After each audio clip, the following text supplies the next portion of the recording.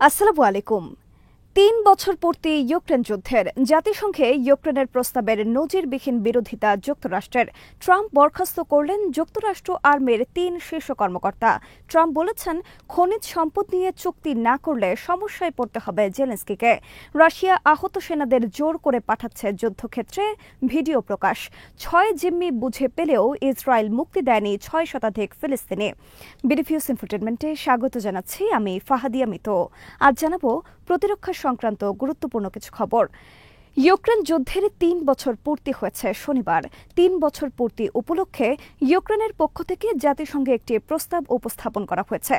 ইউক্রেনের এই প্রস্তাব সমর্থন দিয়েছে ইউরোপের বিভিন্ন দেশ, কিন্তু জাতিসংঘে ইউক্রেনের এই প্রস্তাবে সমর্থন না করে যুক্তরাষ্ট্র নিজেই একটি আলাদা প্রস্তাব হাজির করে। যুক্তরাষ্ট্রের পররাষ্ট্রমন্ত্রী মার্কো রুবিওর পক্ষ থেকে শুক্রবার এই উপলক্ষে একটি বিবৃতি প্রকাশ করা হয়েছে। বিবৃতিতে মার্কো রুবিও বলেন, আমরা ইউক্রেন যুদ্ধ বন্ধ করে শান্তি স্থাপনের প্রস্তাব করেছি জাতিসংঘ প্রস্তাবে। সিএনএনের খবরে বলা হয়েছে, জাতিসংঘে পেশ করা যুক্তরাষ্ট্রের প্রস্তাব তাদের হাতে এসেছে। প্রস্তাবে যুক্তরাষ্ট্রের পক্ষ থেকে ইউক্রেনে আগ্রাসনের জন্য রাশিয়ার কোনো নিন্দা করা হয়নি। একই সাথে প্রস্তাবে ইউক্রেনের ভৌগোলিক অখণ্ডতা স্বীকার করা হয়নি। প্রস্তাবে বলা হয়েছে, জাতিসংঘ যেই উদ্দেশ্যে প্রতিষ্ঠা করা হয়েছিল তা অবশ্যই ফিরিয়ে আনতে হবে। আন্তর্জাতিক শান্তি ও নিরাপত্তা রক্ষায় জাতিসংঘ চার্টারে যা লেখা রয়েছে তাতে জাতিসংঘ প্রতিষ্ঠার উদ্দেশ্যের কথাও বলা হয়েছে, এসব ফিরিয়ে আনতে হবে। প্রস্তাবে বলা হয়েছে, জাতিসংঘ যদি চায় সত্যিকার অর্থে তার প্রতিষ্ঠার উদ্দেশ্য বাস্তবায়ন করতে, তাহলে সেক্ষেত্রে অনেক চ্যালেঞ্জ রয়েছে। তবে এসব চ্যালেঞ্জ মোকাবেলা করে জাতিসংঘ প্রতিষ্ঠার উদ্দেশ্য বাস্তবায়ন করা সম্ভব। শুক্রবার মার্কো রুবিওর বিবৃতিতেও উল্লেখ করা হয়েছে জাতিসংঘ প্রতিষ্ঠার উদ্দেশ্য বাস্তবায়ন করার কথা। মার্কো রুবিওর বিবৃতিতে আরও বলা হয়েছে, জাতিসংঘ পারে ইউক্রেনের এই যুদ্ধ বন্ধ করতে এবং শান্তি স্থাপন করতে। গত মঙ্গলবার থেকে যুক্তরাষ্ট্রের প্রেসিডেন্ট ডোনাল্ড ট্রাম্পের পক্ষ থেকে ইউক্রেন প্রেসিডেন্ট ভলোদিমির জেলেনস্কির প্রতি তীব্র বিষোদ্গার এবং ইউরোপের কঠোর সমালোচনার পর যুক্তরাষ্ট্র জাতিসংঘে হাজির করল ইউক্রেন যুদ্ধবন্ধে তাদের প্রস্তাব। গত ৩ বছর ধরে ইউক্রেন যুদ্ধ বন্ধের জন্য জাতিসংঘে বিভিন্ন দেশের পক্ষ থেকে অনেক প্রস্তাব পেশ করা হয়েছে, কিন্তু বাইডেন প্রশাসন সব প্রস্তাব প্রত্যাখ্যান করেছে বারবার। এর কারণ হিসেবে ওয়াশিংটন উল্লেখ করেছে, ওইসব প্রস্তাবে ইউক্রেনে আগ্রাসনের জন্য রাশিয়ার নিন্দা করা হয়নি। একই সাথে স্বীকার করা হয়নি ইউক্রেনের ভৌগোলিক অখণ্ডতার বিষয়। কিন্তু এবার ট্রাম্প প্রশাসন নিজেই এমন প্রস্তাব উপস্থাপন করল যেখানে ওয়াশিংটনের পক্ষ থেকে রাশিয়ার নিন্দা করা হয়নি এবং স্বীকার করা হয়নি ইউক্রেনের ভৌগোলিক অখণ্ডতা। ওয়াশিংটনের পক্ষ থেকে এই ধরনের প্রস্তাবে বিস্ময় প্রকাশ করেছেন অনেক বিশ্লেষক। ইউরোপ এবং যুক্তরাষ্ট্রে ট্রাম্প বিরোধী অনেকে সমালোচনা করে বলেছেন, ইউক্রেন যুদ্ধ বন্ধ নিয়ে ট্রাম্প কথা বলছেন রাশিয়ার সুরে। যুক্তরাষ্ট্রের প্রেসিডেন্ট ডোনাল্ড ট্রাম্প শুক্রবার বলেছেন, ইউক্রেনের রেয়ার আর্থ খনিজ সম্পদের বিষয়ে আমাদের সাথে চুক্তি করতে হবে জেলেনস্কির, অন্যথায় জেলেনস্কিকে বড় ধরনের সমস্যায় পড়তে হবে। শুক্রবার হোয়াইট হাউসে সাংবাদিকদের জেলেনস্কির বিষয়ে একথা বলেন ট্রাম্প। ডোনাল্ড ট্রাম্প গত সপ্তাহে বলেছেন, বাইডেন প্রশাসন ইউক্রেনের জন্য $300 বিলিয়ন খরচ করেছে। আমরা এর বিনিময়ে ইউক্রেনের কাছ থেকে $500 বিলিয়ন আদায় করব। যুক্তরাষ্ট্রের খরচ করা অর্থ ফেরত দিতে হবে ইউক্রেনকে। ইউক্রেন প্রেসিডেন্ট ভলোদিমির জেলেনস্কি চলতি মাসে যুক্তরাষ্ট্রকে প্রস্তাব দেন তাদের খনিজ সম্পদে বিনিয়োগের, কিন্তু ট্রাম্প প্রশাসন এই বিষয়ে আগ্রহ দেখানোর পর চুক্তি করা থেকে পিছিয়ে আসেন জেলেনস্কি। এ নিয়ে বর্তমানে জেলেনস্কির ওপর তীব্র ক্ষুব্ধ ডোনাল্ড ট্রাম্প।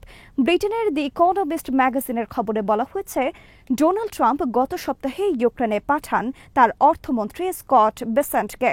স্কট বেসেন্টকে কিয়েভ পৌঁছে জেলেনস্কিকে 1 ঘণ্টা সময় দেন খনিজ সম্পদ বিষয়ে ওয়াশিংটনের সাথে চুক্তি করার জন্য, কিন্তু তাতে রাজি হননি জেলেনস্কি। এরপর থেকে ডোনাল্ড ট্রাম্প একের পর এক তীব্র ভাষায় আক্রমণ করতে থাকেন জেলেনস্কিকে। রাশিয়ার সরকারি গণমাধ্যম আরটি এর বিশ্লেষণে বলা হয়েছে, ট্রাম্পের আমেরিকা ফার্স্ট নীতির মানে হল ইউক্রেনে বাইডেন প্রশাসন যত অর্থ খরচ করেছে তা সব ফেরত আনা হবে ইউক্রেন থেকে। এক্ষেত্রে ট্রাম্পের কোনো ছাড় নেই। ইউক্রেন যুদ্ধে দীর্ঘদিন ধরে তীব্র সেনা সংকটে ভুগছে রাশিয়া। বিভিন্ন ফ্রন্টলাইনে ইউক্রেনের বিরুদ্ধে রাশিয়ার সেনা সংকটের কয়েকটি ভিডিও ডকুমেন্ট প্রচার করেছে সিএনএন। শনিবার প্রচারিত এসব ভিডিওতে দেখা গেছে বিভিন্ন ফ্রন্টলাইনে গুরুতর আহত সেনাদের রাশিয়ান আর্মি বাধ্য করছে যুদ্ধের জন্য। এমনকি আহত হওয়ার কারণে হাঁটতেও সক্ষম নয় এমন সেনাদেরও রেহাই দেওয়া হচ্ছে না যুদ্ধক্ষেত্রে ফিরে আসার ক্ষেত্রে। একটি ভিডিওতে দেখা গেছে একটি যুদ্ধক্ষেত্রে কয়েক রাশিয়ান সেনা ক্রাচে ভর দিয়ে হাঁটছে। আরেকটি ভিডিওতে দেখা গেছে কয়েকজন সেনা বিভিন্ন জখমের জন্য ব্যান্ডেজ পরিহিত এবং এই অবস্থায় তাদের পাঠানো হয়েছে যুদ্ধের জন্য। এমনকি কয়েকজন সেনাকে দেখা গেছে যারা আসলে বৃদ্ধ। ইউক্রেন আর্মি বিভিন্ন ফ্রন্টলাইনে ড্রোনের মাধ্যমে ধারণ করেছে রাশিয়ার আহত সেনাদের জোর করে যুদ্ধক্ষেত্রে পাঠানোর এসব দৃশ্য। ইউক্রেন এবং রাশিয়া উভয় পক্ষ তীব্র সেনা সংকটে ভুগছে অনেক দিন থেকে। প্রকাশিত বিভিন্ন তথ্য অনুসারে যুদ্ধে ইউক্রেনের 5 লাখের বেশি এবং রাশিয়ার কমপক্ষে 70,000-এর বেশি সেনা নিহত হয়েছে। যুক্তরাষ্ট্র আর্মিতে নজিরবিহীন শুদ্ধি অভিযান শুরু করেছে ট্রাম্প প্রশাসন। এর অংশ হিসেবে শুক্রবার রাতে বরখাস্ত করা হয়েছে শীর্ষ পর্যায়ের 3 কর্মকর্তাকে। শুক্রবার রাতে প্রতিরক্ষা মন্ত্রী পেট হেগসেথ প্রথমে বরখাস্ত করেন নৌবাহিনী প্রধান এবং বিমান বাহিনীর দ্বিতীয় শীর্ষ কর্মকর্তাকে। এর কয়েক মিনিট পরে ডোনাল্ড ট্রাম্প বরখাস্ত করেন যুক্তরাষ্ট্র আর্মির সর্বাধিনায়ক জেনারেল চার্লস কিউ ব্রাউনকে। একদিনে শীর্ষ জেনারেল সহ 3 জেনারেলকে বরখাস্তের ঘটনায় তোলপাড় চলছে যুক্তরাষ্ট্র আর্মিতে। এ ঘটনার 2 দিন আগের খবর হল ট্রাম্প প্রশাসন যুক্তরাষ্ট্র আর্মির বাজেট ব্যাপকভাবে কমিয়ে আনার সিদ্ধান্ত নিয়েছেন এবং এই বিষয়ে জানিয়ে দেওয়া হয়েছে সেনা সদর দপ্তর পেন্টাগনকে।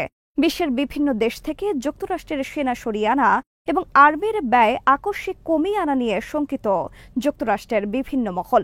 কপালে বড় ধরনের ভাঁজ পড়েছে যুক্তরাষ্ট্রের বিভিন্ন সমরাস্ত্র নির্মাতা প্রতিষ্ঠানের কর্মকর্তাদের।